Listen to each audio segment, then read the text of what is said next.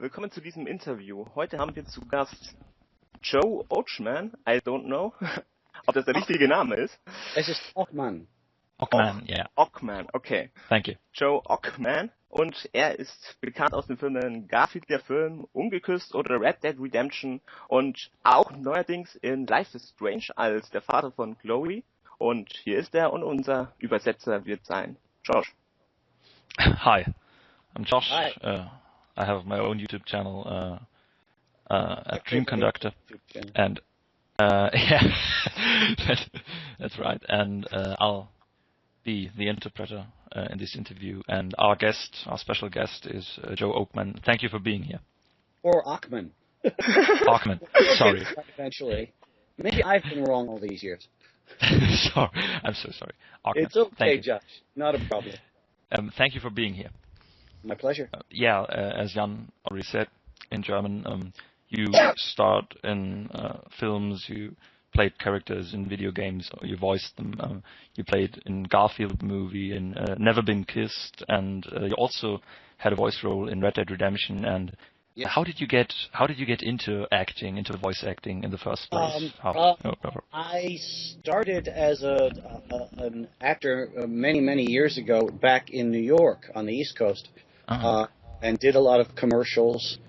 Actually, I went to school for acting, but did not intend to be an actor when I got out of school because I thought, what a stupid business. You have to know people, and I didn't know anybody, and it was so competitive. But I decided after bouncing through some different jobs that I'd try acting, and got lucky. Started to get work. So I worked in New York for 10 years doing commercials and some theater and some voiceover work, not much, but then came out here after 10 years to try my hand at television and films. I did not realize I was going to have so much voiceover work when I got here. That sort of happened accidentally when a friend introduced me to a company that did lots of anime. And then I started working pretty regularly, and the anime led to the games, actually, because a lot of the same people cross over. At which school did you study acting? Was it, I studied Middlebury College. It was College. In Vermont. And I went there to study psychology, but ended up studying acting. Great. So I'll just translate what you just told me to Jan. And It's then a lot. I'm sorry, I should do short sentences. No, it's very fast. It's perfect. okay. Ja, also ich habe begonnen in Vermont, am Middlebury College. Erstmal wollte er Psychologie studieren, dann ist er auf Schauspiel ausgewichen und hat dann in New York für 10 Jahre gearbeitet, hat Theater gespielt, hat Werbespots gedreht und kam dann über einen Freund zu Anime-Synchronisation und dann darüber zu Videospiel-Synchronisation, weil die Synchronsprecher ähnlich viel Anime, also die Anime synchronisieren, die machen auch Videospiele. Ja. Dabei ist mir dann mal aufgefallen, er hat doch gemeint, dass er nicht glaubte, dass seine Stimme so viel Zuspruch bekommen würde, so wie ich es verstanden habe. Und von daher kann ich mir das eigentlich gar nicht so richtig vorstellen, weil ich finde, seine Stimme ist doch perfekt dafür geeignet. Okay. Finde ich jetzt. So Jan just said that he likes your voice very much, and me too. In Life is Strange, as you in Life is Strange, where you play Chloe's father, William, and he can't think of anyone not liking your voice. So did you think, or had you ever doubts about your voice, that my voice isn't good for voice acting or anything like that? First off, that's very kind of you, Jan. I appreciate it. Secondly, actors always think our voices suck. There's always things that you think you can do and things you can't do. I had an audition the other day that they gave me to impersonate a character that's a classic character, and I found I couldn't do it. I just couldn't get him, and that was. And you got to know when you can't. But yeah, when you first hear your voice, what we hear come out of our ears is different from what comes out of our mouths. So sometimes we listen. I'm sure you listen to your voice sometimes and go, "That doesn't sound like me." All actors do that. We have to sort of find what our strengths are and get used to them and be comfortable with going, "Oh, I guess I'm good at this." I tend to judge by what other people say. So as far as I'm concerned, Jan told me I'm good, then I'm good.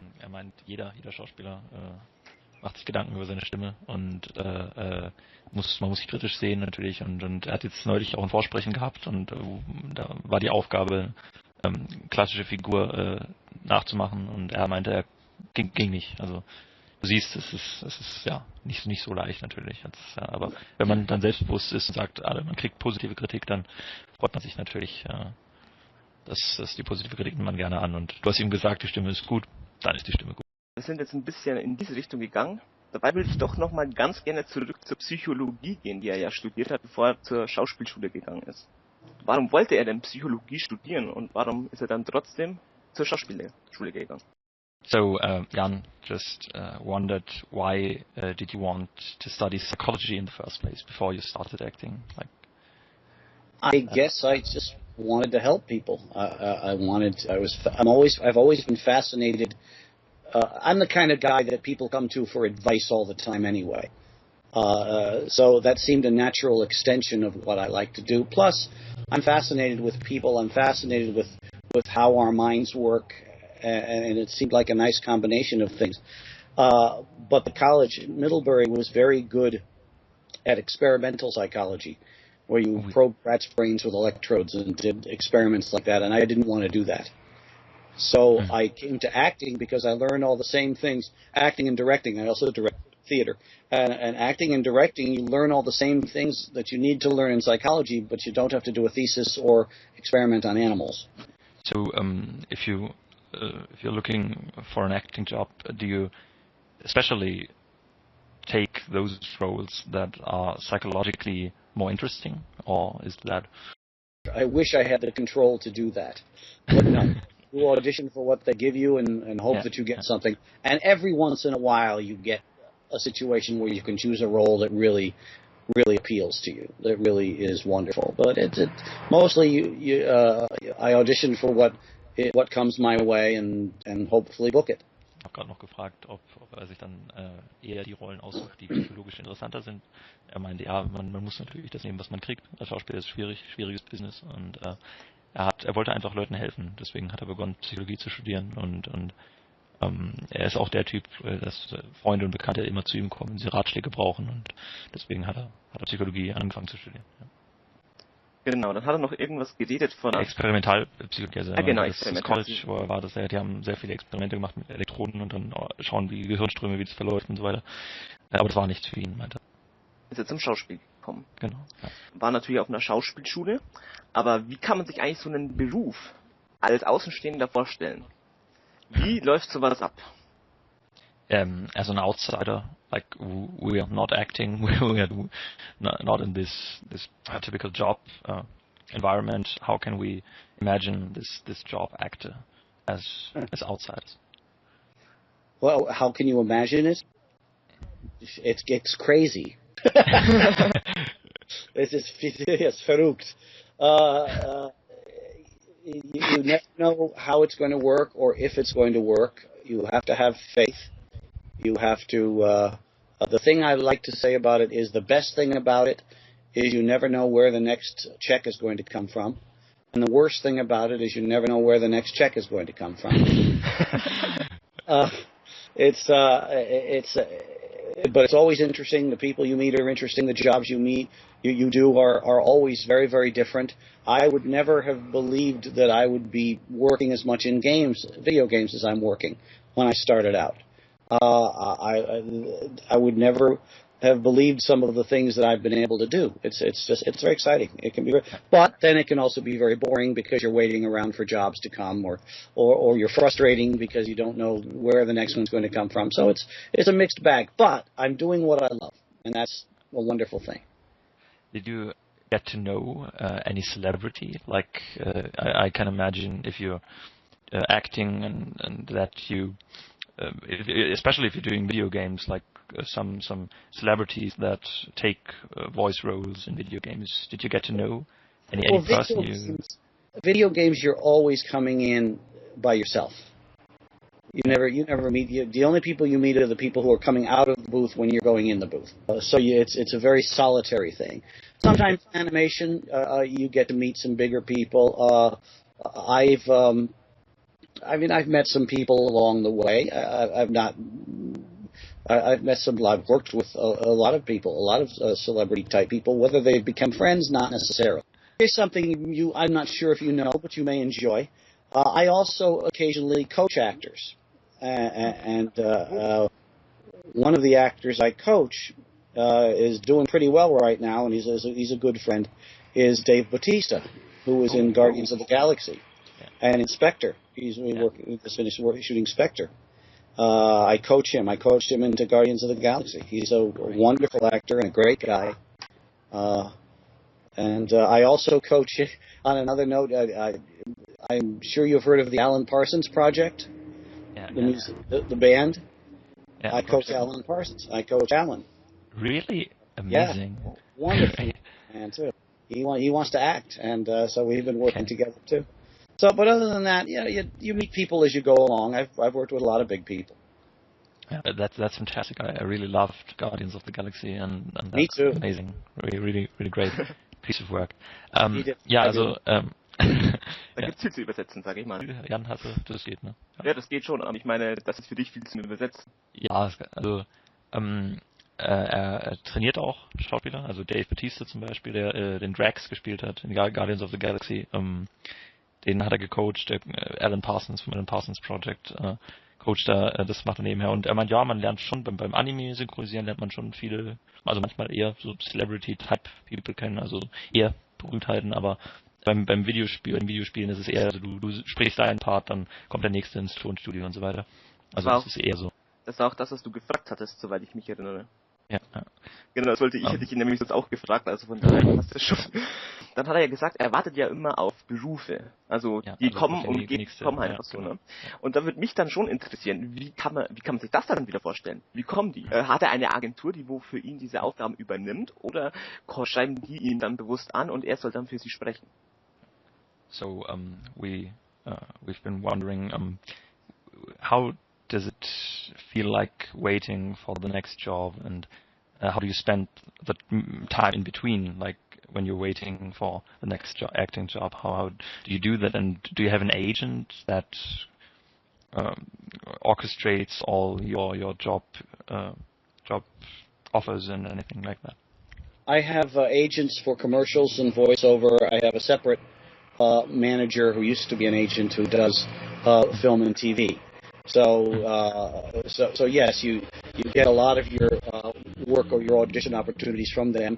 But I also go out looking for stuff myself. I keep in touch with people that I know. I try to keep active marketing myself in some way or another. But I'm in Los Angeles. We get lazy sometimes too. So sometimes you just sit around and wait. And it can be sometimes it's frustrating. Sometimes you think you got it or you're doing real well, and then suddenly you go months without a job, and it's frustrating. It can be very frustrating. I think every actor, no matter how famous they are, at some point goes, am I never going to work again? Is this the last job I'll ever have? And then something comes along if we're lucky and we keep at it.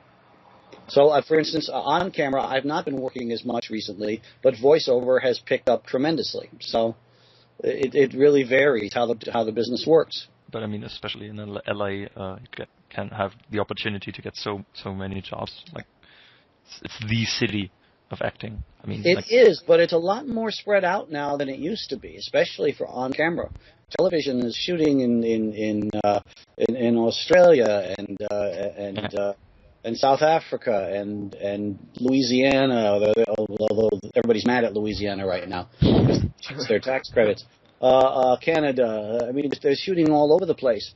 And work is beginning to trickle a little bit back into Los Angeles after running away from it for a while. But you hear about all these projects. There's 100 stations, TV stations now doing original programming, but there seems to be less opportunities to get jobs because they're shooting far, far away. It's interesting. It's tricky. Yeah. And also in the internet, like Netflix and all those kind of jazz, that they do their own TV shows, and they're very successful. I mean, House of Cards, for example, very successful show. So don't want to say the next generation, but maybe it is. Well, it is. It is. The next generation is these online content providers coming up with original series. and there's tons of them. But like I said, the opportunities to get on them, I had more auditions when there were only 3 television networks here than I have now that there are hundreds. It's very strange. I still work, thank God. I'm lucky, but it's very strange how that works. I don't know how to explain it. We're all kind of baffled. Heute hat sich viel geändert in den letzten Jahren im Business und er hat also jetzt auch, es war früher noch einfacher, meinte, Jobangebote oder zumindest Auditions, also Vorsprechen zu kriegen, als es nur 3 Sender gab, 3 Netzwerke, jetzt heutzutage ist ja. That's why, by the way, it's really good to diversify, to not only do on camera, but to do voice work. Dann hat er noch von Ding geredet, von dass Netflix und solche Anbieter natürlich die Zukunft sind, wie du gefragt hast. Ja, also es ist immer, es kann frustrierend sein, wenn du halt wartest auf den nächsten Job aber Gott sei Dank arbeitet er noch und natürlich, also ich meine, man kann dankbar sein für jeden Job und auch wenn es ein bisschen länger dauert. I'm really, by the way, I'm very frustrated today with how little of my German I remember as I listen to everything. Some maybe, I get, lots I get, but some I'm just yeah. Frustrated. maybe we can teach you later some words or some. Bitte. Dann ging es noch darum, dass ja Los Angeles die Stadt der Schauspiels ist. Genau, ja. Und das meinte er doch, dass Australien und Südafrika, Kanada ein bisschen aufgeholt haben oder so. Die holen jetzt auf mit Fernsehen und so, ja. Genau. Dann ging es noch ein bisschen um House of Cards. Hast du ja noch ein bisschen was dazu erzählen? Yeah, like I said, some shows on Netflix or Amazon TV, like that they're growing. They're huge and very much so. But some famous actors, I mean Kevin Spacey in House of Cards, they take those roles and they're not afraid of that's an internet online show. No, they'll say yeah, I'll do that, and they're very successful. I mean, like, anybody will do anything now. They will do TV, they will do web stuff, they will do voiceovers. Kevin Spacey was in Call of Duty Advanced Warfare. So, that's one of the reasons that it is more difficult for some of the actors that are not as well known, is that names are taking a lot of work. And there's fewer big films being made that a lot of stars used to be in, so they've trickled down to the television. And then the television, or they've trickled down into voiceovers. It's tricky now. It's very difficult. Yeah. But especially with those new techniques like video games don't you think that an actor or a theater or film actor in the first place that when you take a role in a video game that's some new experience that you can try on and maybe you can develop new skills doing a voiceover? For many of them, yes, it is. You can even see in voiceovers in animation how animation has changed. It's become more realistic in the voice work because stars are taking the lead roles. We're used to film acting. So then my theory is they surround them. It's gotten more real because they're not voice actors. They're film actors. So they surround them with people who also do more realistic voices, and the whole tone of a lot of things is more realistic than it used to be. Ja, es wird viel realistischer, auch bei der Anime- oder Videospielsynchronisation, weil eben bekannte Schauspieler, also Prominente, auch Synchronrollen übernehmen und das tut dem Genre nur gut. Dann stellt sich natürlich die Frage, ist das eigentlich den Leuten bewusst, dass sie so viel Reichweite haben, weil im Grunde denkt man darüber nach, dass man, wenn man eine Rolle einspricht, dass man dann Hunderte oder Millionen von Menschen erreicht, beziehungsweise man erreicht sie nicht, aber die Stimme wird von Millionen von Menschen gehört, ob man darüber nachdenkt oder ob einem das mehr kalt lässt. Do actors even realize that they're reaching so many people? Because if you're a film actor and do a film and then you know it's Hollywood production, it will reach millions of people, but if you do a voice role in a video game, do you realize that maybe also millions of people will be playing this game? I think we do realize. I mean, I'm always surprised when I get to do them, because I know I'm going to reach all these audiences and reach new fans and have somebody from Germany want to interview me. It's some. I think you know, but you don't know, so that when it happens, you don't expect it, and you go, "Wow, this is amazing." You know, I mean, I've had some very, very exciting jobs recently, including Life is Strange, that I know are reaching a lot of people, and Red Dead. Red Dead was one of the most popular. Red Dead Redemption was one of the most popular games in the world, and was. I think I had more fun working on that than I did on most anything. Because we were doing motion capture. Great game, by the way. Yeah, thank you. Yes. Motion capture as well as the voice. So I was doing everything on that. But yeah, I think what we do know, one thing we do know is that video games are making more money than films are now. Yeah. So if they're making that much money, a lot of people have to be playing them. Yeah. Yes. And video games cost much more than films nowadays. I mean, Destiny costed what? Cost 500 million. I'm sure. Well, you figure that most of these games have casts of 900 people, and they go on for years, and then they have extra content, and then they have. I mean, I'm not a gamer, but I see what we have to do, and what we get to do. I mean, I did Red Dead, and I did Undead, then the Undead version of it, the zombie version of it. Yeah, and they keep in some games they just keep bringing you back and bringing you back and bringing you back. I have a friend who's on Elder Scrolls, who's on Skyrim. Oh, who's on Skyrim, and she just kept coming back for years and years and years and years. Yeah. And every once in a while they go, oh, yep, time to come back in, do that, or Guild Wars 2. She was also in Guild Wars 2. Which is kind of cool. So, same thing. I got a couple of games I can't talk about because they're secret that are coming out that I worked quite a few days on. We can't. Yeah, I know. Das ist aber schade. What a shame. Could have asked you so much about new games, but no, unfortunately. Well, that's the problem. They're so secretive. Yeah, and you don't know when you're auditioning what game you're auditioning for. They have code names. Yeah. They have code names. Sometimes when you go in and you do the job, you don't know what game you're working on. I worked on one this year where they wouldn't tell me what it was. Usually they'll tell you once you're in the studio if you ask nice, but this one game they was nope, we're not telling you. Okay. So I worked on it. I have no idea. But I do know now, but I didn't know at the time. Okay. But you can't tell us. But I can't tell you. Damn. Okay. But do you know when it will be released? Like next year? That's going to give you too much information. No. Nice try. Okay. Very clever. Welche Art von Charakter war das denn eigentlich? Also, da können wir ja ein bisschen mal so nachfragen. Yeah, what character did you play? Like, was it good guy, bad guy? You don't you know that even? Which game? I've got about 4 coming out that are secret. The one you liked most. I mean, I'll tell you, Red Dead was one of my favorites, and I don't know if you know what character I played in that, or if you played it. Or I played Professor McDougal, who is the heroin-addicted professor who's out there studying the natives and is kind of a racist. That one. Great. Mr. Marston, talk like this all the time. Great. It was very, very. I so can imagine that right now.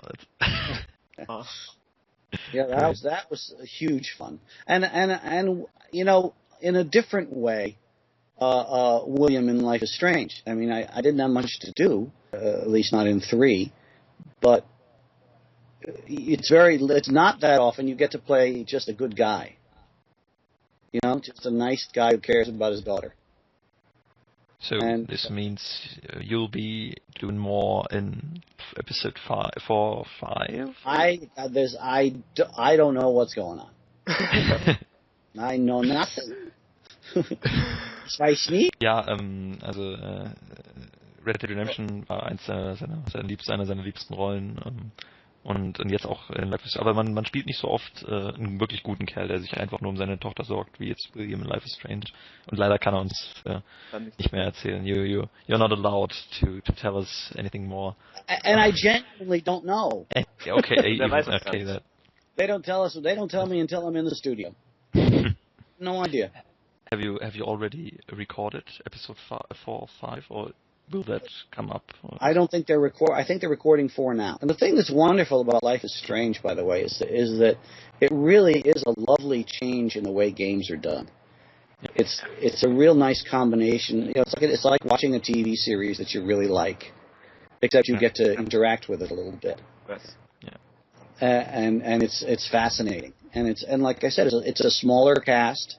There aren't that many of us. And it's very focused. It's a lovely game from the what I've seen of it and what I know about it. And we actually had a meeting the other day during E3, right after E3. We got to meet the cast, got a chance to meet the French producers and sit down with them and just talk a little bit and meet the cast and all that stuff. And that was kind of nice. They didn't tell us anything either. But it was real. It was just they're a nice bunch of people. Nice people to work with. Jetzt bei der E3 neulich haben sie mit die Schauspieler, die Voice Actors aus Life is Strange, haben mit den französischen Produzenten zusammengesessen, haben sich ein bisschen drüber unterhalten.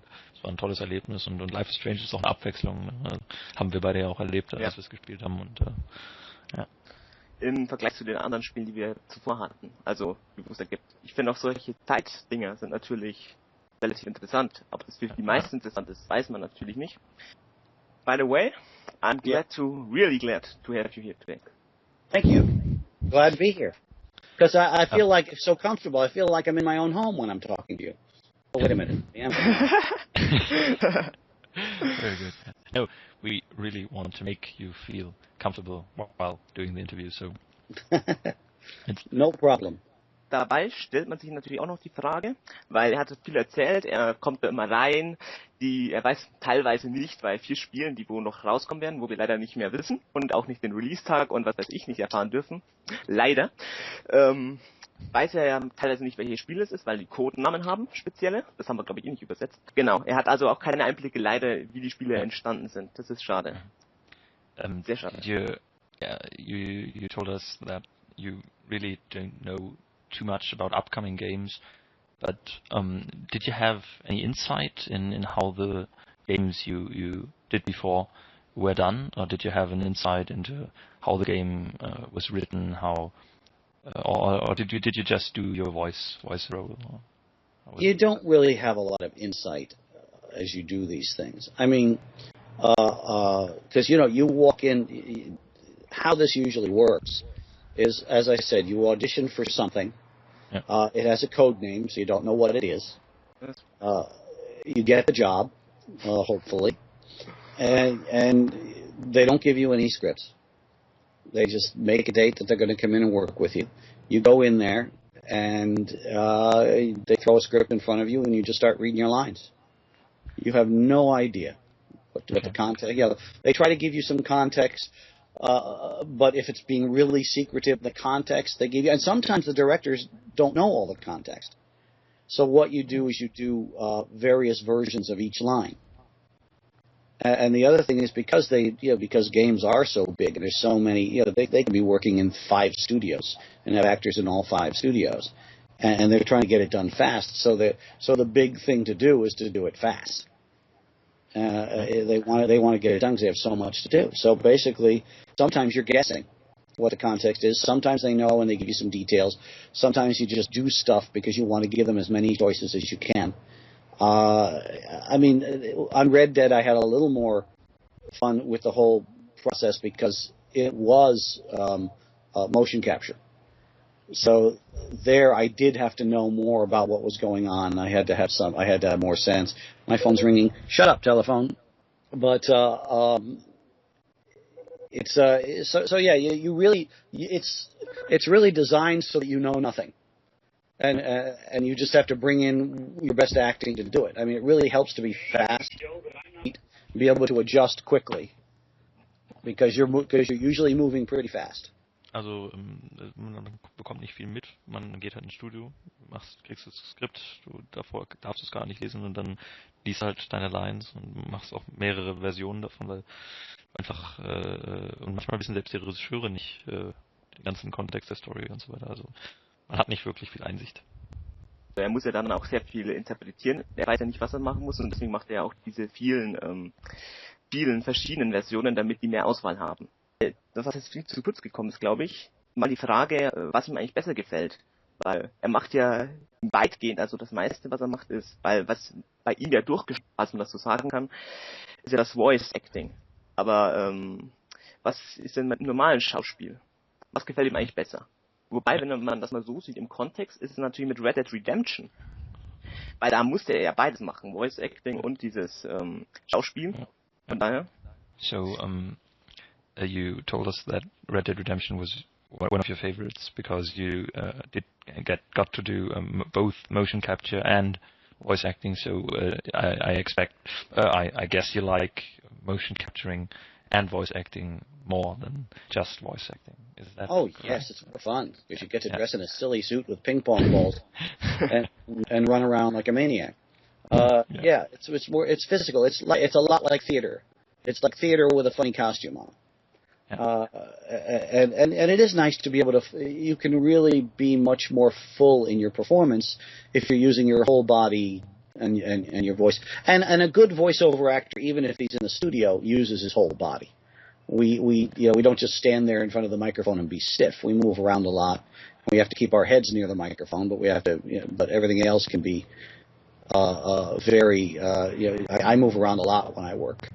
Yeah. Sometimes I go home and my muscles are sore. I feel like I had to work. Yeah, that's Life is Strange wasn't quite that bad because it's a calm character, but some of the other games that I've done, most of them, as you know, are combat and physical, and you're yelling and screaming and dying and hitting and stuff. So it can be very physical. But I think that's also needed because if you have some scenes that require movement of your body, but you're just doing the voice, then if you in the studio, if you act it out like doing body language and anything, that helps. I saw a documentary the other day about the Batman Arkham games. Kevin Conroy voicing Batman, and he really, as you said, he really used his body, although it wasn't motion capture, but it was amazing to look at. One of my favorite performances in games, one of the most realistic ones in terms of body movement and efforts and stuff, was The Last of Us. Yeah, I'm not involved in that, but the performances when you're watching everybody move around in that game, it all seems so true, so real. Yeah. So that's what I would go for. Yeah, and also Troy Baker, one of my favorite voice actors. Had you ever had a chance to meet him? Yes, I have met him. He's great because he's the lead in every game that comes out. So I did an animated series with him where he came in and guest starred a couple of times. A nice guy, very, very talented. I was actually kind of in awe of his talent. Damn him. Yeah. He's great. He's really Last of Us. Then in Arkham Origins, he played the Joker. And he did Bioshock. Right? He did Bioshock. Bioshock Infinite, yeah. Infinite too, right? Yeah. Amazing. He's one of the kings. Yeah. And also, there are names in games. There's some people who are named in games. Really, really. Also, Nolan North. I really adore Nolan North. Everybody, before Troy was Nolan, and I don't know Nolan, but okay. But he's talented, and there's a bunch of other people. Epcar and there's people that do all these games. Yeah. So it's great business, and it's fascinating to actually talk to somebody who has an insight into that business. So I've been very, very lucky, and I'm really enjoying the fact that people are trusting me to do these games. It's a lot of fun because it is film acting. It's very, very complex film acting. once again, going back to Professor McDougal in Red Dead, he was monologuing. He just wouldn't stop yapping. He's yapping. He's running around his studio, his office. He's yapping. And it was all very, very philosophical and very emotional and very. It was all over the map. So it's fun to play. Yeah, I think all those games need the credit, so that people give credit to those games, especially to the acting in those games. That it is a hard thing to do. It's not that like, oh yeah, some actor wanders in a studio and records his lines. It's also doing body movement, especially if you do motion capture, and also delving psychologically into the character, especially in again the Batman Arkham games. I mean, Mark Hamill as the Joker, that is one of the best psychological performances in the last years. I think was. And games give you time because they're so stretched out to really explore your characters, which is nice. Wenn ich kurz einhaken dürfte, sonst wird es ein bisschen zu viel für unsere Zuschauer, die nicht so gut Englisch können. Es ist ein großartiges Business. Es tut auch gut, wenn du wirklich solche Leute hast wie Troy Baker, Nolan North, dass die viele Rollen übernehmen, und es ist nicht einfach nur, du läufst ins Aufnahmestudio und liest dann deine Zeilen vor, sondern du machst auch viel, gerade wenn du Motion Capture machst, auch viel mit deinem Körper. Und auch sonst hilft's, wenn du während dem Synchronisieren dir deinen Körper auch ein bisschen einsetzt, und dann erreichst du auch das bestmögliche Ergebnis. Und das ist auch wichtig, denn es ist eigentlich wie Schauspielen im Film oder auf der Theaterbühne. Es ist auf jeden Fall wichtig, dass es Videospiele gibt und auch, dass es Voice Acting und so gutes Voice Acting in den Videospielen gibt. Ja. Dann hast du noch mit ihm über Batman geredet, also von den Schauspielern. Er kennt da auch einen Schauspieler. Troy Baker. Er kennt Troy Baker, genau. Also eine egoistische Frage von mir, da wo ich schon mal gern wissen, er hatte ja von den Ping-Pong-Bällen geredet bei dem Motion Capturing, und da würde mich dann schon mal interessieren, wie fühlt sich so ein Anzug an, wie fühlt sich eigentlich diese Bälle an? Ist das eigentlich so gemütlich? Also ich kann mir das nicht so vorstellen, wenn dann da die ganze Zeit hier Tennis-Ping-Pong-Bälle dranhängen. We wondered how does it feel like wearing those, as you called it, ping pong balls while doing motion capture, because there are some motion capture performances like Andy Serkis as Gollum, that if you watch the making of Lord of the Rings and you see Andy Serkis jumping around in this suit, these leather latex spandex suit. Spandex suits, like superhero suits. How does that feel like? Tight. There's a certain freedom of movement to that. It also depends on what they do in the face. I remember sometimes when I was doing Red Dead, we had these lipstick cameras, these small cameras taking pictures of our faces, and they were on an extended rod beyond our face. And so we'd do scenes and we'd turn to each other and we'd clank cameras against each other. Which was kind of funny. But by and large, it's okay. You squeeze yourself into the suit. I'm not exactly a skinny guy, so I had my challenges. But I also was a scuba diver for many years, so I was used to getting in a wetsuit, and it's pretty much the same thing. Pretty much the same thing.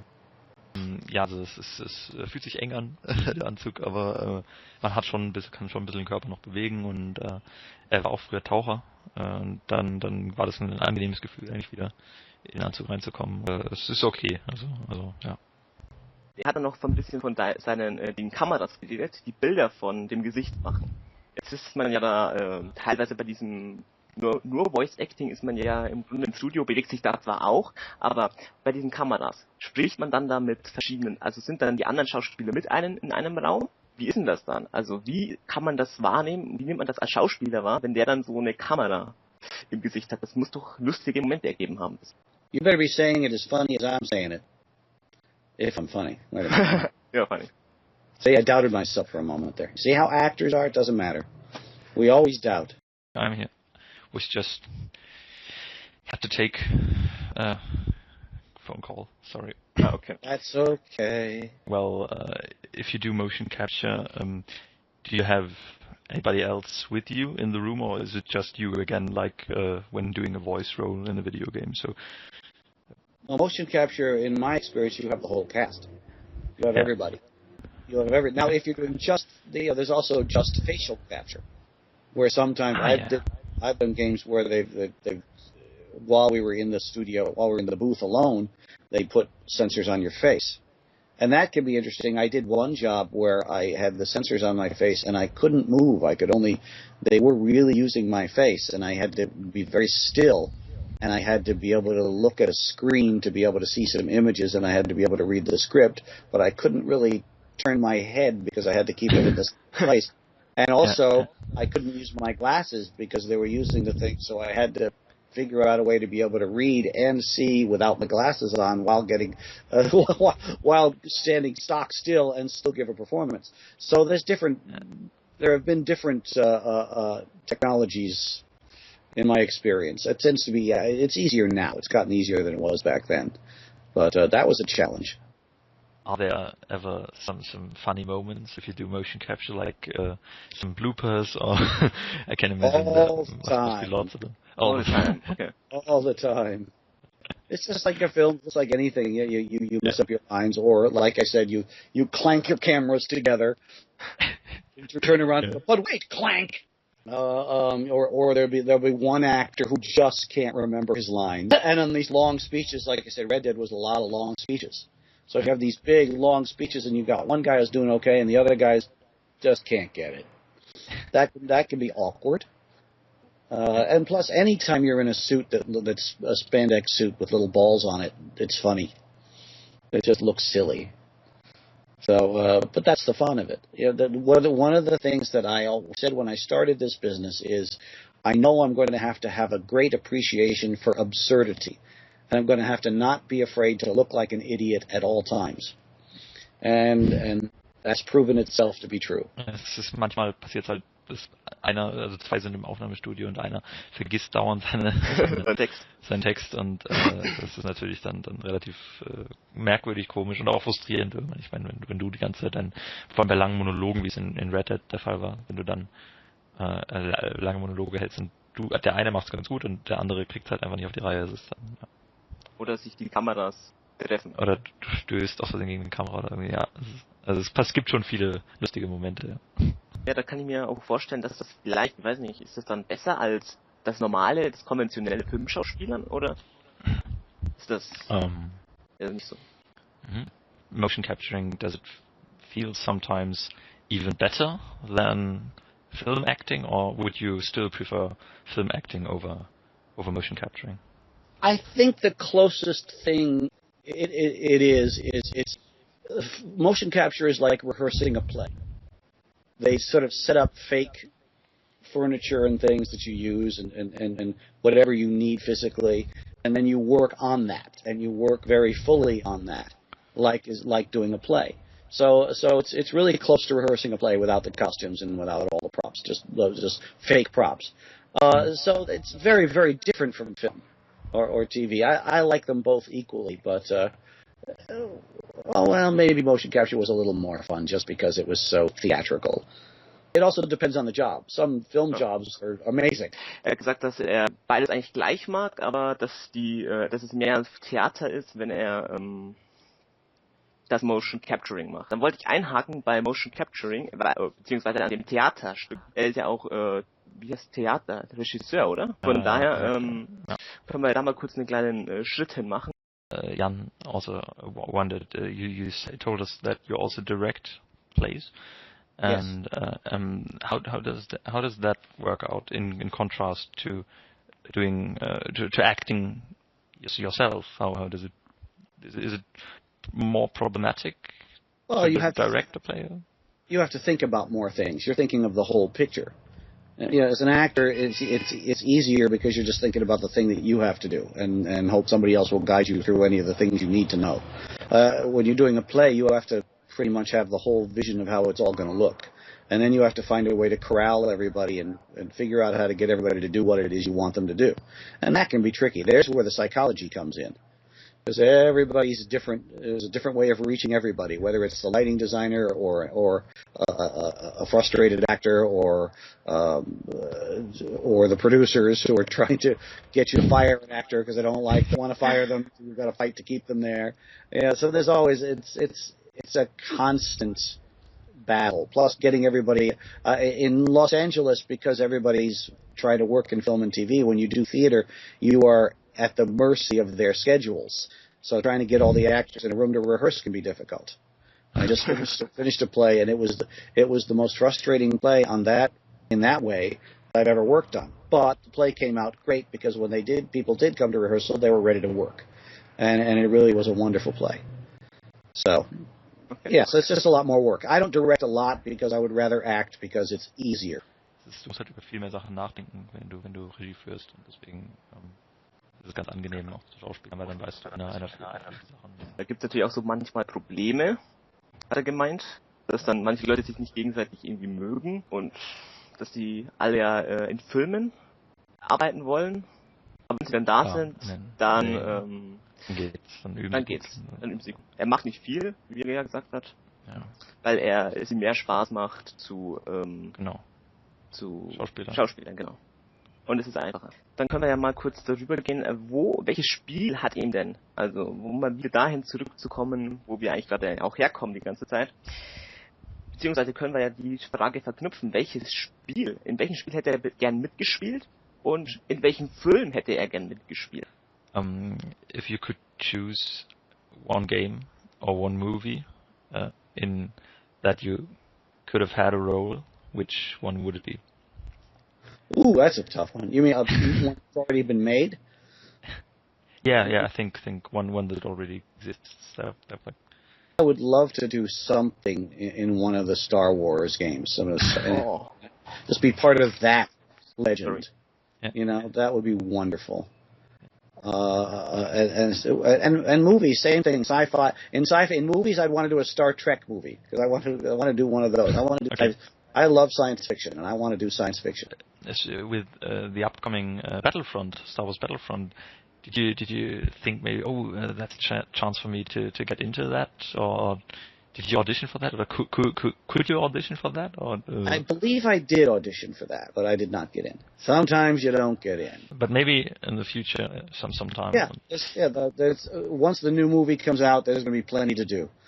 You know, Star Wars is going to be with us for quite some time. You know what I'd like to get into? Here's something I really want to do is I want to get into Guardians of the Galaxy 2. I would love to do that. And I have an in, but I don't think it'll do me any good. Maybe you can ask Dave. Like I said, I don't think it'll do me any good. It's nice to have Dave in there, but I don't think that's going to help me at all. Okay. Although I have been promised I'll get to visit the set on this one, which I did not for the first one. Okay. Maybe then, I think James Gunn is doing it again, and then maybe you can talk about James. Come on,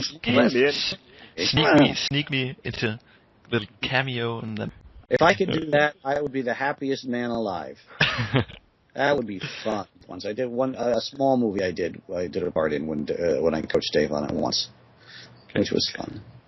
So it's not beyond the realm of possibility, but it's a very faint possibility because Disney's a bigger company. Marvel's a bigger company than this company that did this film. So they're going to say, we don't know who he is, we don't care, go away. Go do your video game. How the business is, unfortunately. Yes, it is. But that's the risk we take. Also ich würde gerne in Star Wars irgendwas in den Spielen, in den Filmen natürlich, und jetzt in Guardians of the Galaxy 2, das wäre so ein kleiner Traum von ihm. Ja. And Disney's been very nice to me in other ways. Also in Spielen würde er liebend gern Star Wars machen und in Filmen würde dann Star Trek machen, damit er mal in beiden vertreten ist. So wie ich das Sci-Fi, ja, genau. Weil er auch ein Riesenfan von Sci-Fi ist, wie ich auch, und ich weiß nicht, ich glaube du auch. Natürlich, ja. Sci-Fi. Wo wir bei Sci-Fi sind, das erinnert mich jetzt ein bisschen, okay, das hat jetzt nicht mit dem üblichen Sci-Fi zu tun, aber es ist ja auch ein bisschen, das hat gar nichts mit Sci-Fi zu tun, aber wie gefällt Ihnen denn solche Filme mit Magie? Wie gefällt Ihnen eigentlich solche Genre? Fantasy, ja. Speaking of Sci-Fi, it's a great genre, but what about fantasy? Do you also like fantasy? I actually read a lot of fantasy novels, so I do like fantasy. I like that kind of stuff. I loved Lord of the Rings. I loved all those films. So yeah, very much so. Would that be one of the maybe franchises where you would say, oh, amazing, I want to be a part of this? Yes, please. Now Hobbit's out, maybe. I don't think Peter Jackson is doing much more on No, those, I think he's done with that. Yeah. I had a little hope for Silmarillion, but I don't know. I don't think it's coming. Probably not.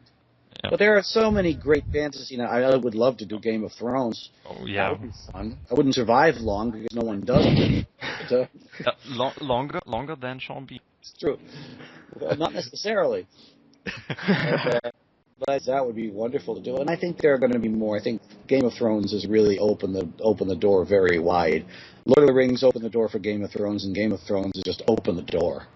Yeah. And there's so many great fantasy projects. There's so many great books to draw from.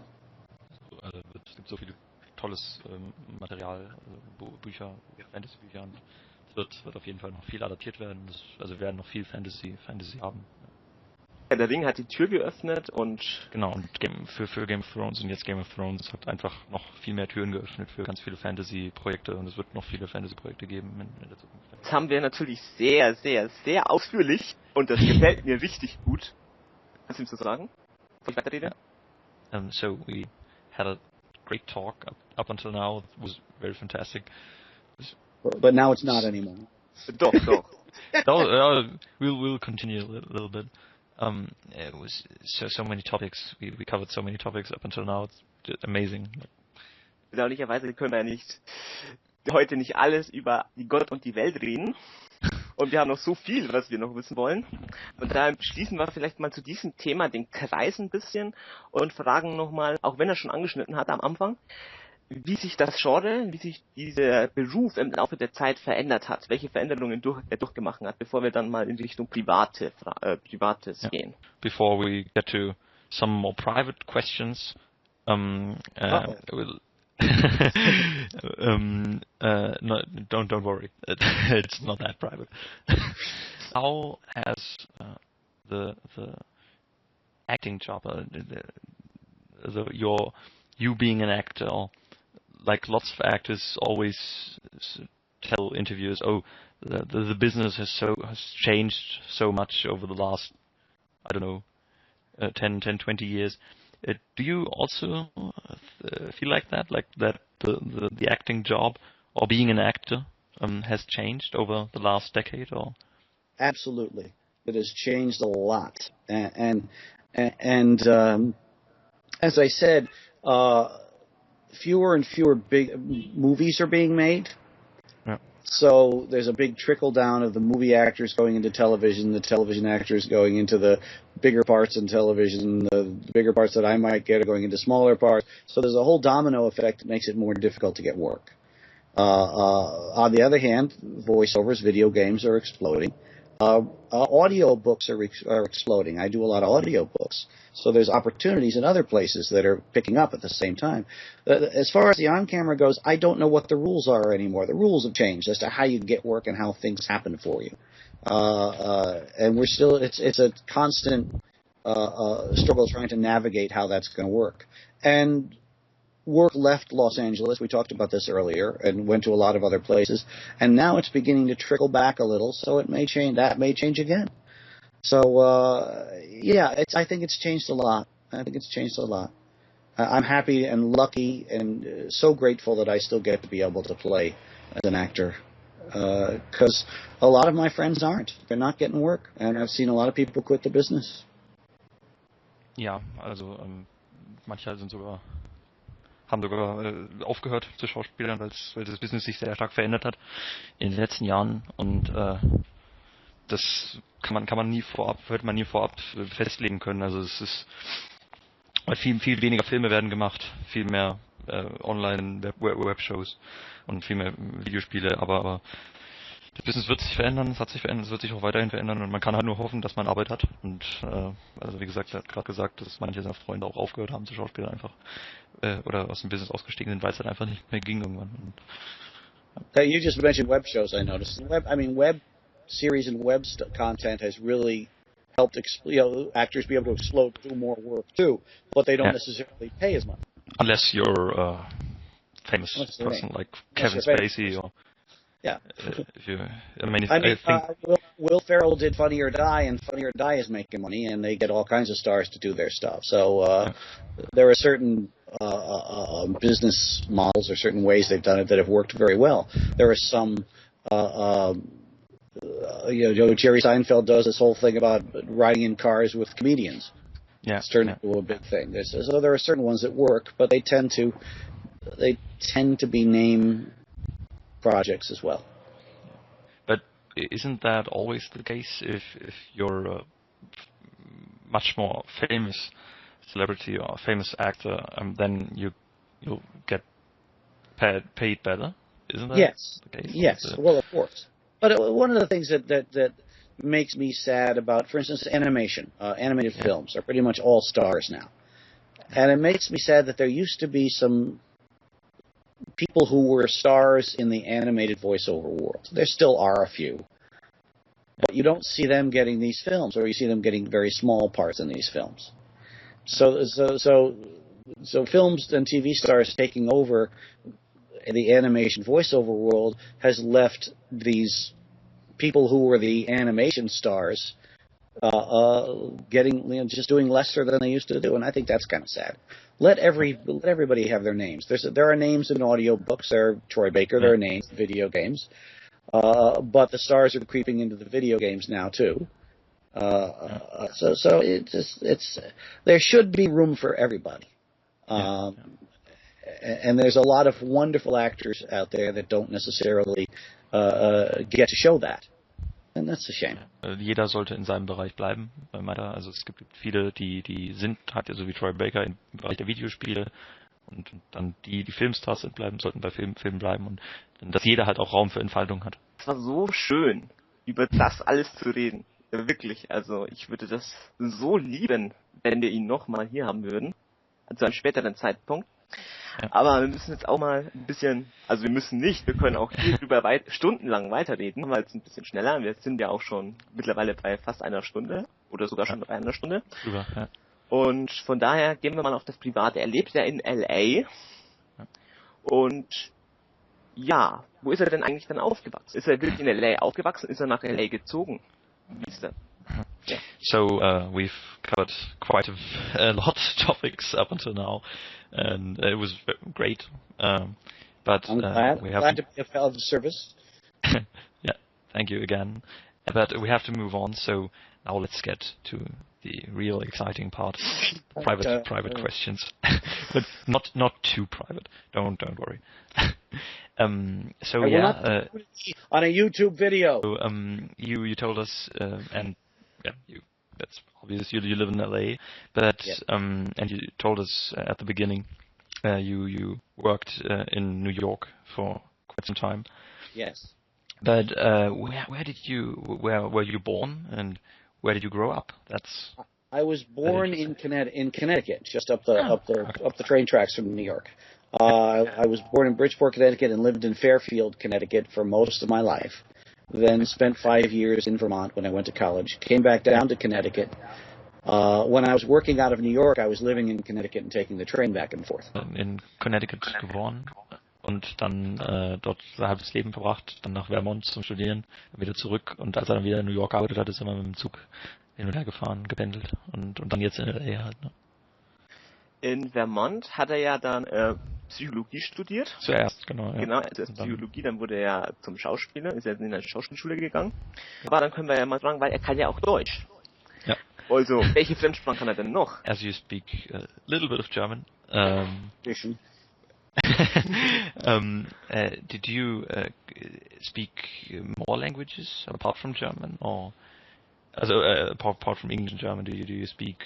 No, it's funny because Middlebury College is famous for their languages, but I studied German in high school. I did not take any languages when I went to Middlebury. Which I wanted to take Chinese. I wanted to study Chinese, but they didn't have it until the year after I left. But yes, German was the only other language. When I was a kid, my attitude was, if everybody else is doing it, there must be something wrong with it. So that was my motto. So I didn't like to do what everybody else was doing. So in high school, everybody was studying Spanish. So I had to study something else. So I went to German. French was the second most studied. and German was the third. So, of course, I'm going with the German. Now that I live in Los Angeles, where everyone speaks Spanish, I'm regretting that a little bit. But not too much, because I did get to use my German a little until I forgot all the words. But no, just English and ein bisschen Deutsch. Ja. Super, sehr gut. But maybe a German-born actor who now lives in LA, like Christoph Waltz, for example. Maybe you could talk a little bit German with him. Maybe it's useful. It's useful later. Not with him, but I have had that experience a little bit. So, with a couple of German actors. Not famous ones. Maybe we know them. Could you name us? They're really not famous people at all. I'm trying to remember. I don't even remember who right now. Okay. Vielleicht hat er mit Til Schweiger geredet. No, not that. Til Schweiger, you know Til Schweiger? Oh, I know who he is. Yeah. Here in Germany, we hate him, basically. Oh, really? Because his films are so bad. Father, daughter, and their relationship crumbles, and then in the end they know that and then it's again a loving father-daughter relationship. And this is just his Deutsch movies. Yeah, that's funny. That's very funny. Just because somebody's famous here doesn't mean they're going to be good there. And he has those wide landscape shots, and then with pop music in the background. It's just in every one of his films, and it's so amazing. It's so bad. I'm picturing this. I think I may throw up. That's fun. Yeah, it's pretty and so schön. Yeah, and all the production. It's a good production. You can't deny that.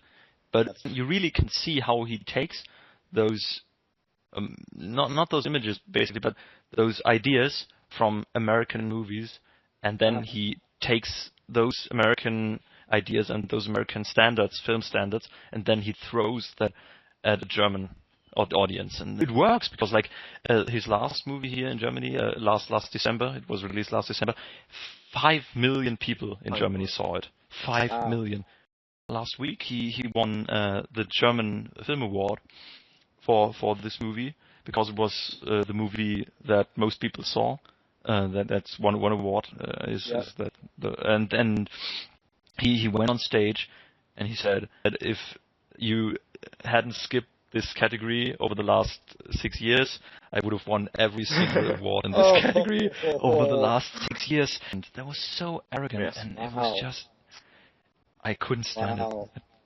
Now, how do you guys feel about Diane Kruger? I like her in some movies. I think, like in this one film where she played alongside Josh Hartnett. Her character disappeared for some time. Then Josh Hartnett tried to find her. I don't know if you know this movie.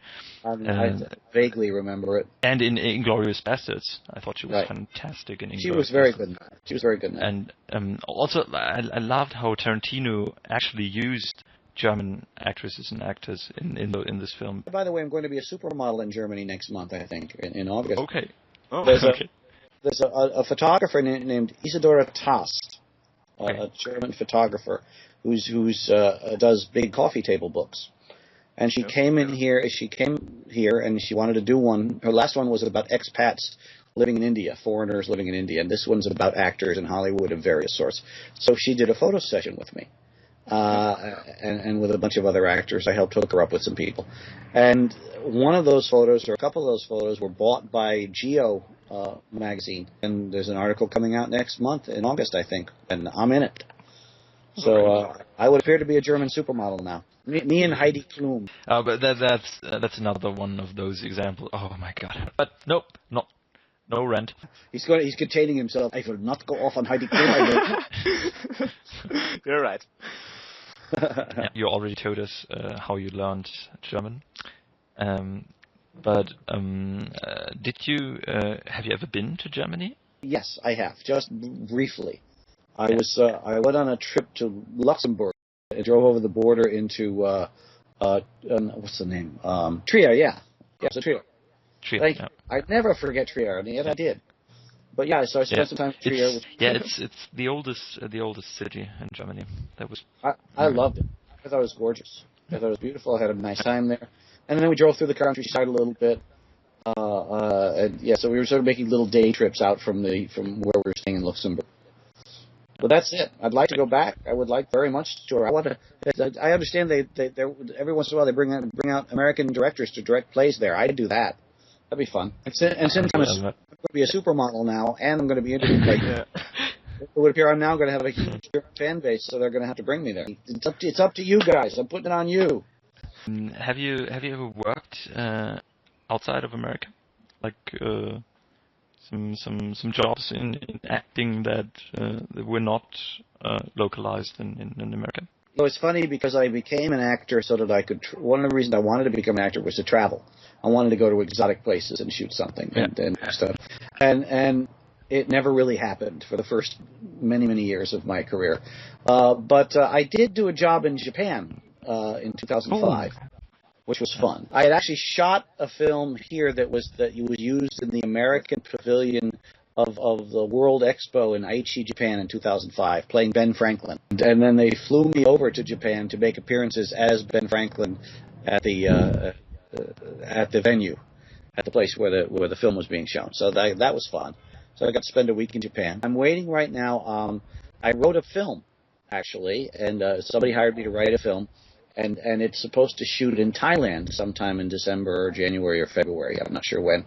They're trying to raise money to do that now, and if they raise enough money, I'll get to go to Thailand and help with the film. That's a dream come true. I've always wanted to go to Thailand. Okay. But no, I haven't been to a lot of places. Your job is to get me to Germany. Yes. I'm putting it all on you guys. Promise I'll say bad things about Til Schweiger when I get there. Just don't tell most German people that you also don't like Til Schweiger. I don't have an opinion about him. So this is your hatred, Josh, not mine. Bisschen übersetzen. Jetzt haben wir ja sehr viel geredet. Ja, genau, also Fremdsprachen. Don't punish Josh for anything. You know what you do. You tie him down to a chair and make him watch that movie. Also er hat in der Highschool Deutsch gemacht, weil er meinte, ja, wenn alle anderen was machen, also die meisten haben Spanisch gemacht, hat er gemeint, wenn alle anderen das machen, dann kann irgendwas damit nicht stimmen, dann mache ich lieber Deutsch. Er hat Deutsch gelernt, jetzt bereut er das ein bisschen, wo er in L.A. lebt, er hat auch ein paar deutsche Schauspieler schon getroffen, aber die waren jetzt nicht so prominent, war ein bisschen eher unbekannt. Und er hat mal in Japan hat er mal eine Woche, da hat er Ben Franklin gespielt. Von der American World Expo hat er dann einen kleinen Clip gespielt. Und da war er dann eine Woche in Japan und er hat jetzt einen Film geschrieben, sogar selbst. Und da wird gerade versucht, Geld dafür zusammenzukriegen. Und dann kann er nach Thailand und da wird der Film, wenn es klappt, wird der Film dann gedreht. Ja. Wir müssen auch Geld zusammenbekommen, um ihn nach Deutschland zu bekommen. Ja, genau. Und, ja. We'll get you to Germany. Yay! Aber er war auch in Luxemburg. Ja, genau. Da ist er mal nach Trier, hat einen Film gemacht, das sehr schön. Also es gibt immer in diesen Talkshows, wird ja immer so sich drüber lustig gemacht über die Deutschen. Ja, die reden doch sehr aggressiv. Da gibt's ja dieses Beispiel. Sarah Chalk aus Scrubs, ne? Die hat halt immer, also für Leute, die Sarah Chalk of Scrubs get into the conversation. Da ging's halt darum, dass sie bei Conan O'Brien, genau, das ist der Name, weil der macht eine Talkshow in Amerika und sie war da zu Gast und hat dann sich lustig gemacht hat Spaß gemacht über die deutsche Sprache, dass die immer so aggressiv ist. Also sie hat Englisch geredet, ganz normal, und auf Deutsch hat sie dann rumgeschrien. Yeah, we just talked about Sarah Chalk, Scrubs, because she can also speak German a little bit, I think. And she once was on Conan O'Brien's talk show, and he asked her, yeah, you can speak German, you can just give us some examples, and then she yelled basically just because I don't know if that's the opinion that Americans have of Germans, but I think most, not even in the US, but in the whole world, most people think German is a rough language because it's so hard, harsh, and see, I've always disagreed with that. I've always thought that's not true. I think it's I like the language. That's because you right. learned it in high school. Yeah. But you're right. The basic thing is, German, it's such a hard language. It's all like this. Yeah. Wobei, das natürlich an die Nazis, wenn man so redet. Yeah, and that would leave us direct, because some people, I don't know if that's, I hope that it's not the broader case in the US, but some people still think that Germany just consists of Nazis. That is, it's so sad, and so, because I went went to what was it?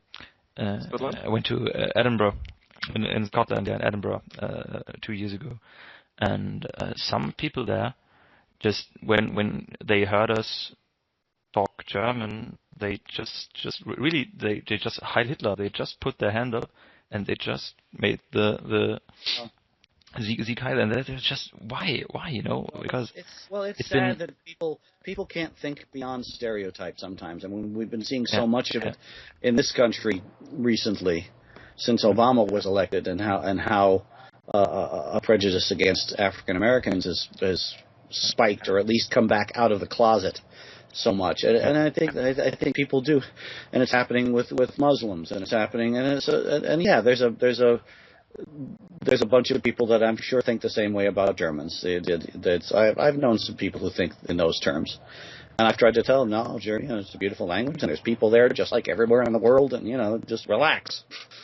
So I understand what you're saying. Now that I hear people like you, then I'm glad that I can realize that there are still Americans that know what's going on in the world. Thank you. There are definitely people here who have a sense. I think that we tend to appear as a very historically ignorant country.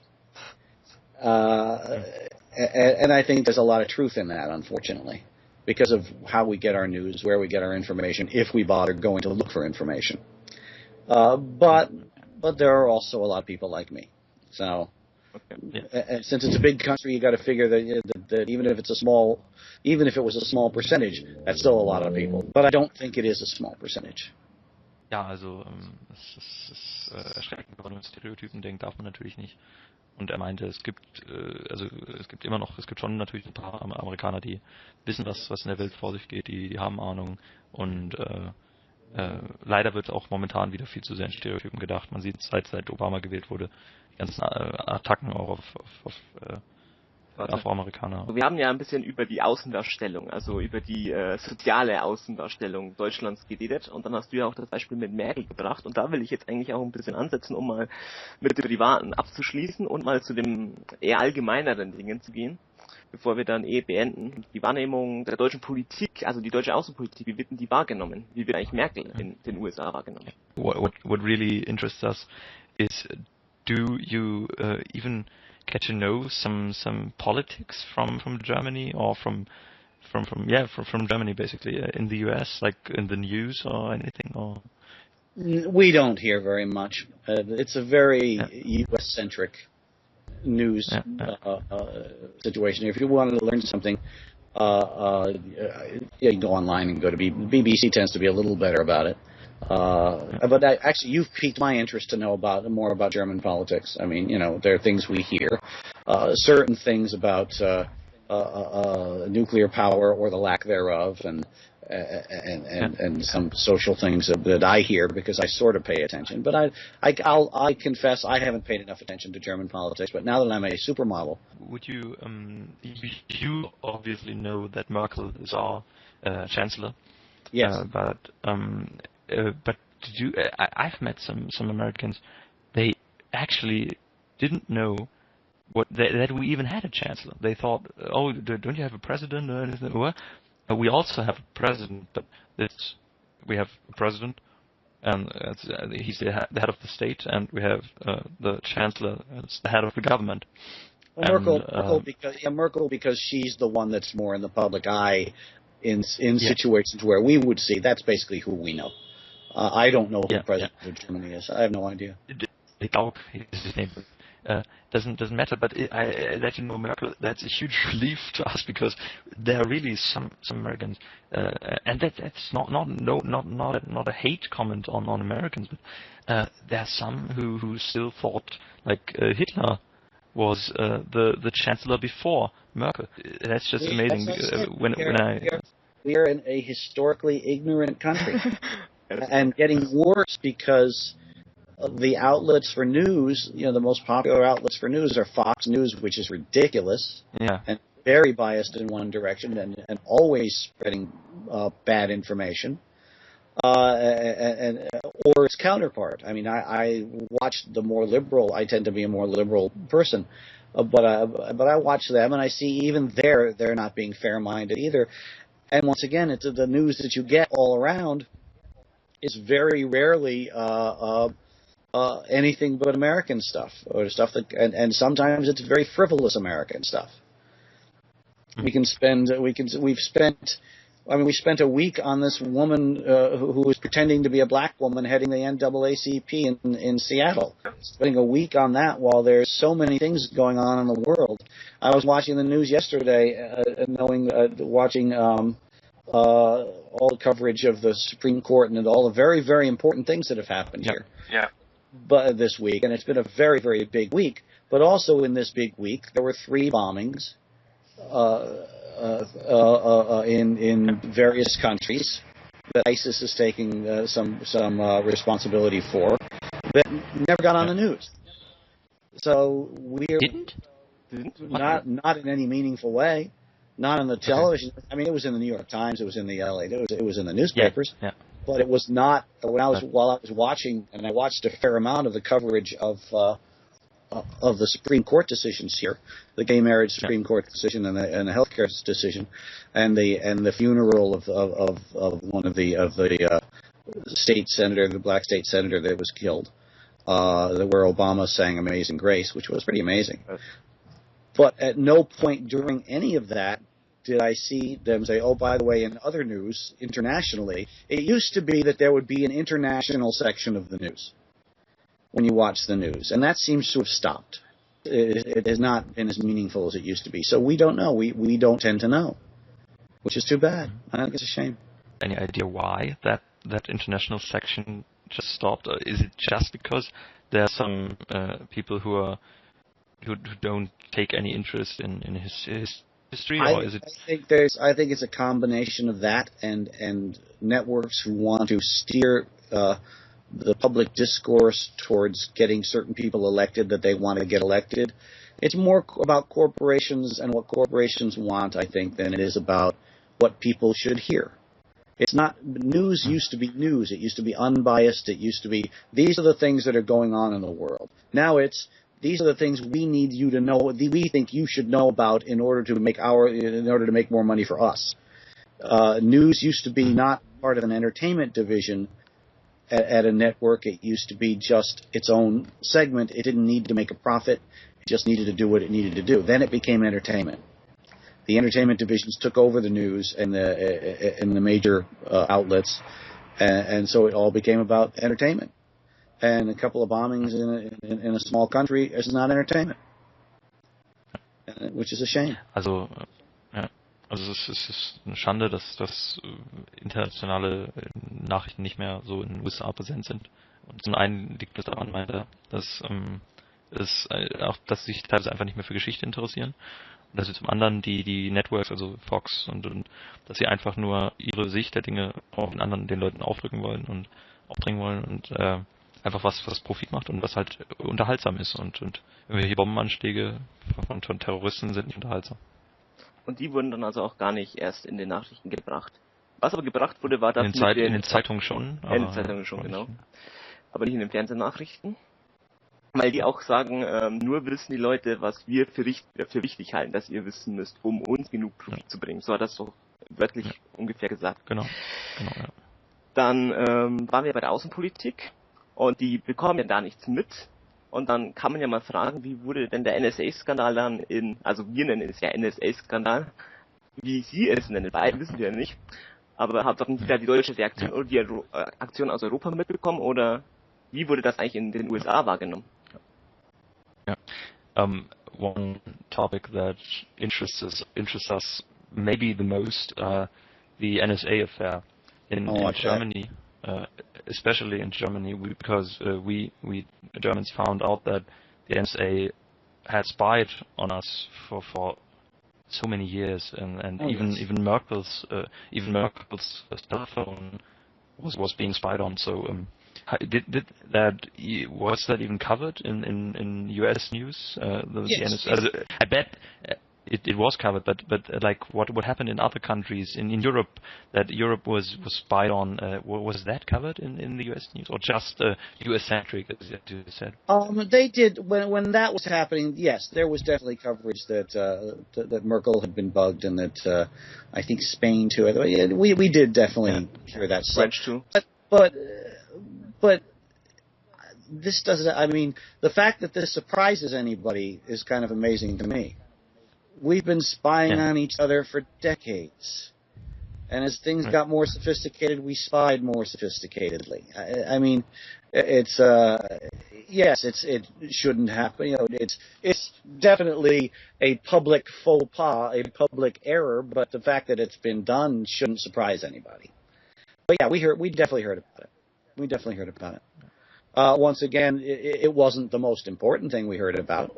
It wasn't as important as the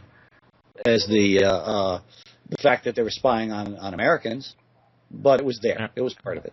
But of course, I can perfectly understand that if the NSA that the NSA spied on Americans, that is of course more dear to your heart than like what would happen in Europe. To me, it's just not surprising. I tend not to be surprised by that, because spy organizations have, since the beginning of time, spied. Yes. You know, during the Cold War, everybody was spying on each other. You know, talk about countries that are our great friends. We're all been spying on each other. I wouldn't be surprised if somebody in Germany has been spying on us. Wouldn't surprise me at all. And it's just, that's the nature of spycraft, and it's intrusive, and it's whatever you think about it. To be surprised, pro or con, isn't as important. You just shouldn't be surprised by it. Yeah. It's just the fact that it came out publicly is a slap in the face. It's a diplomatic slap in the face. You know, that's the issue. Do you personally judge Edward Snowden for what he did? No, I don't actually. I think that it seems to me that he was bringing to light exactly this. Hey guys, this is a country that treasures personal freedoms, that claims to treasure personal freedoms, that has been not treasuring personal freedoms. He seems like he acted with his conscience. I don't condemn him. I don't judge him. Yeah. But isn't it like kind of grotesque then that somebody like that, who actually helped people discover the truth, that somebody like that is charged with national treason? I mean, I understand it because he got the goods on him, and he revealed it. Of course they're going to do that. But it's I don't know. It doesn't surprise me that he was charged. It doesn't. I just hope that calmer minds prevail, and to some degree, since he's still okay, and he's doing interviews and he's being able to be more public. But I don't judge him at all. I think he did what he felt was the right thing to do, and clearly, he has changed the course of things in the process, which is inevitably to the good. I think life is strange. Edward Snowden. What he did was a revolutionary thing that does have influence on all of us, and it is important that we know as much about it as we can know. Ja, also würde persönlich Snowden nicht verurteilen, weil Snowden eigentlich nur die Wahrheit nicht gebracht hat, aber natürlich kann es verstehen, dass, weil er halt trotzdem die Daten an sich gebracht hat und das trotzdem illegal war, dass er jetzt da verurteilt werden soll.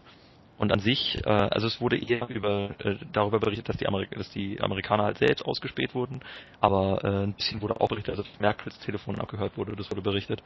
Und deswegen ein bisschen kommt schon durch von internationalen Nachrichten über den NSA-Skandal. Also das war damals natürlich, also 2013 war es ja ganz, ganz groß. Mittlerweile ist es ja eher so ein bisschen, natürlich nicht mehr so thematisiert, aber es war auf jeden Fall in den Nachrichten. Ja. You're still talking about Snowden? A bit. If any conservatives in America speak German, I'm in big trouble. Dann sind wir ja schon fast fertig. Dann fragen wir noch ein bisschen nach der amerikanischen Mentalität. Was ist die denn, die amerikanische Mentalität? Yeah. So now that we are getting close to the end of the interview, let's just put maybe the most important general question for an American. What's the mentality, the American mentality? Is there an American mentality? Because in lots of films and TV shows, and we Europeans and the rest of the world gets to know the American as this heroic, I must save the world, the guy, and and is that true? Does there really exist this kind of American mentality? Oh, I'm sure that mentality exists. I mean, you look at even Obama. He says, and political leaders are always saying that we want to be that shining beacon of freedom to the world. And that once again makes sense because World War II, we came in and a lot of we did that. We were very heroic, and yes, of course, lots of other people helped out, but it was basically us coming in there and saving the world. And I think that when you do that, that kind of gets people, gets it in their heads. But this country, you always hear the term melting pot. It's a melting pot of ideas. It's a melting pot. Some ideas are heroic. Some ideas are anything but. I mean, I'm sure there's also a perception of America as a bunch of snooty people who don't care about the rest of the world, who just want their money. And that's true too. I mean, to make one thing into an American mentality is to not be true to what America has always been, which is a place where people of all mentalities can come and find a home and to be able to express that mentality, whatever that mentality is. And I think that was the idea originally. And I mean, I tend to be a very fair-minded person who tries to look at things from every side. And I'm not the only one that's like that in the world. But lately, these past few years, it's been hard to see that because all we've seen is the people that are very bigoted in one direction or another. But yeah, I mean, I think and also movies themselves, that also has to do with heroic storytelling. Storytelling since the time of the Greeks has been about a heroic journey, about somebody who overcomes a lot of odds to be able to be a hero, to be able to save the girl, to be able to save his people or her people. So that heroic thing that I think you're seeing goes way before America. It's something that's mythical. I think it's something that's in us to have that hero story. Look at Til Schweiger trying to be the hero in his stories.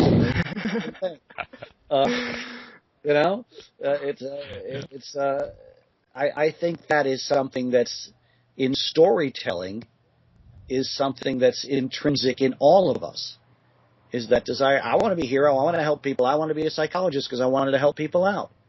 I wanted to be a hero. I mean, everything we do, even the unselfish things, I think we do for selfish reasons to make ourselves feel like we've accomplished something. I think that's what it comes down to, and I think that and it's easy when you're in another country. We can look at France and say, "Oh, so French, look at them." I think we can make up all kinds of cultural stereotypes because they're the easiest things to fit our opinion of somebody in, or because we need to do that to quantify, to explain what we're seeing. And I think most of the stuff that we see goes back to lowest common denominator human behavior. We tell a story, we need a hero. We're afraid of somebody, we're afraid of survival. We decide that a certain country or a certain colored person or a certain religious person is our enemy because we need to survive and they're threatening us. There's all kinds of things I think we do psychologically. We're all just human beings, and if we could just learn to relax and we'd be okay. Just chill out. Yeah, chill out, relax, have some ice cream. Russian-American relations are not doing well in the last months, last years probably. It's kind of feels like a recap of the Cold War. It does feel a little bit like that. It feels like a recap of the Cold War with more petulant children involved. You know? I want Ukraine back, and I want it now. I'm not telling anybody, because I don't want it, but I want it. He's a crazy back, and he's and then we're, well, maybe it's, I mean, sometimes my side of the fence, the more liberal side of the fence, the difference between conservatives and liberals, I think, in this country very much is the conservatives know what they want. They're very tunnel vision. We want to do whatever makes us as much money as possible. And the liberals tend to go, well, we have to be a little more fair-minded, and these are the reasons why. And as they start to talk or think too much about all these things, they diffuse and they can't decide and they take too long, and they don't get things done either. So I think Putin, who knows what he wants, I want my power back, I'm the king of everything, and against Obama, who's like, well, I think we should be more measured in how we do, is not a good mix for anything, for any kind of understanding, I think. This is all opinions, it's just opinions. But and then Obama's got everybody going to him, go to war, bomb him to death, and which is stupid too. That's really worked well over the past few decades. So it's just, I don't know what the solution is. I hope this little Cold War thing doesn't escalate anymore. I don't think that it will be solved the way, or it will be brought down the way it was brought down when Gorbachev and Reagan were in power, and Reagan was rattling swords, and Gorbachev just says, "This guy's really crazy. We got to calm down," and everything kind of went, everything kind of calmed down because Putin ain't going to calm. Putin's not the type to calm down. It seems. If anything, he becomes more the petulant child the more you tell him he can't do something. So we'll see. I hope it doesn't escalate any more than this, because it is scary. Yeah. Yeah. Boy, look at how political we've gotten. Whose idea was that? I think it's good. Because there are lots of children nowadays, here in Germany especially, that don't take an interest in politics. They just say, screw politics, I don't want to have anything to do with them. And like the participation in elections, so few people, just not even 50%, like 40%. Oh, we're having 40% in Germany. 34% in the last election. It's much worse here. Especially in midterm elections. During presidential elections, people get fired up, but in the middle elections that decide the state and governments and the local governments and the Senate and the Congress, which are probably more important because those are the people that are going to be making the laws. The turnout is very small, and it tends to favor the people who have very extreme views. So a lot of crazy people have come into power in the last few years here, and that have made it very difficult. Once they get to the presidential election and it's an overall thing, it's a little more fair-minded, but definitely, I mean, the president, there's states, what kind of a state denies Medicaid coverage, which is, denies health coverage because they don't like the president, so they're just going to deny their people. They're going to try to make it so their people can't have health coverage, which is insane. And there's so many things they're trying to backtrack on here now.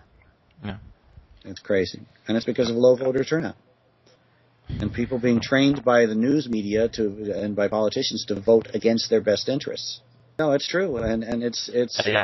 Yeah. There's very few people who are either desire to or have the ability to discern both sides of an issue and decide which side actually makes sense, or whether it's something in the middle. And the two sides of every issue nowadays don't want to meet in the middle anymore.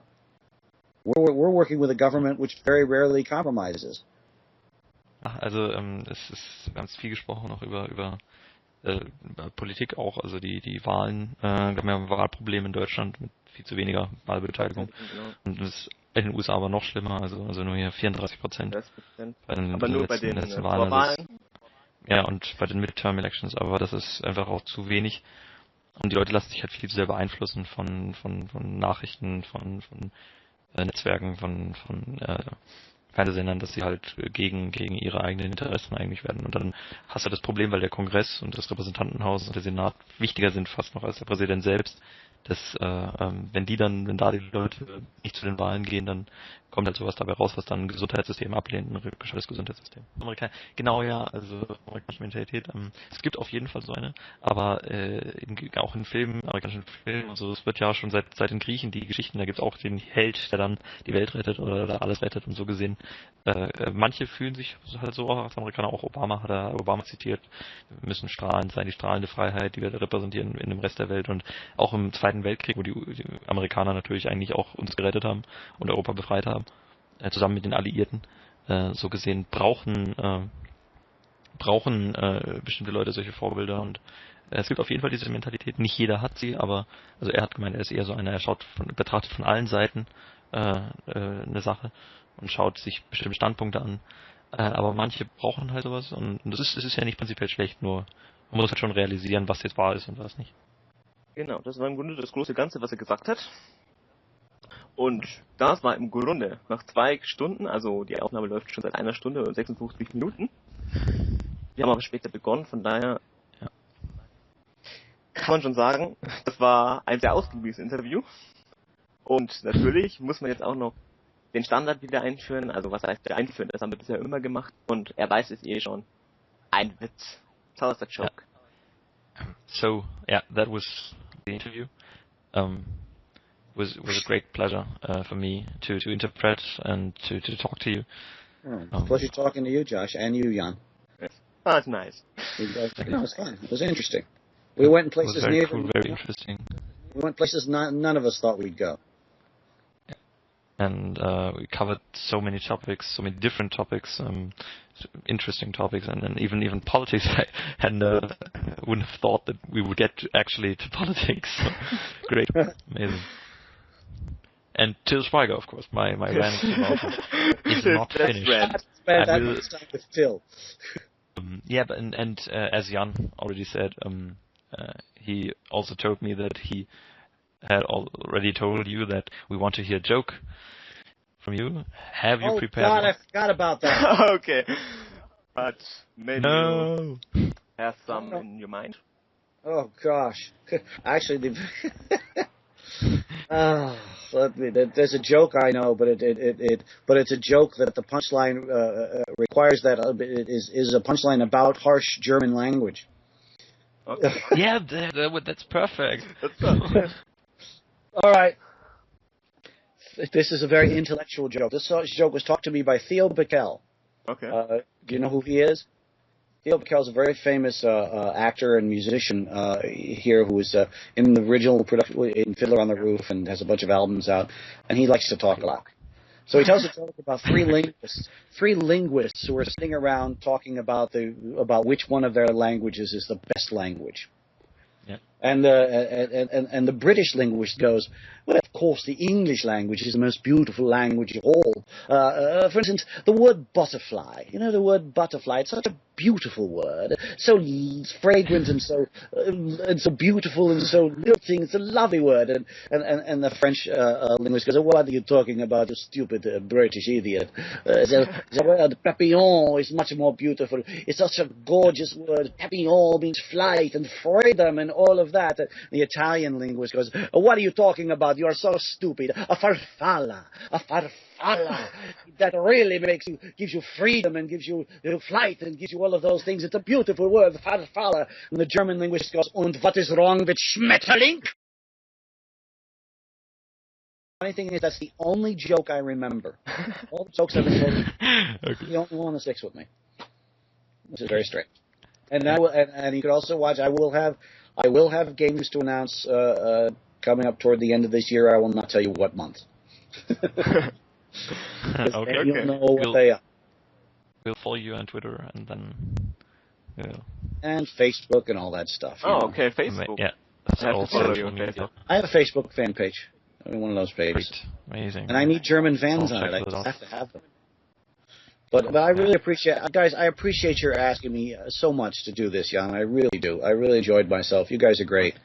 And thank you for taking it to odd places and letting us go and have a genuine discussion that had some actual important stuff in it. I think that's important for us to be doing that in life, and I don't think we do it enough. I'm a little worried about your Til Schweiger thing, but, you know.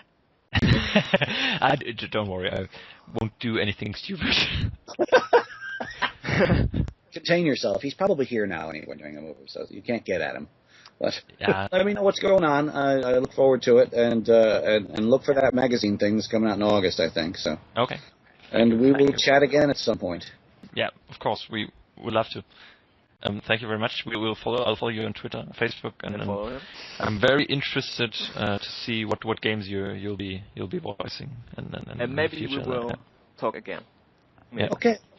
Okay. Good. I would enjoy it. Okay. Thank you very much. Take care. Okay. Bye. Bye. Yeah.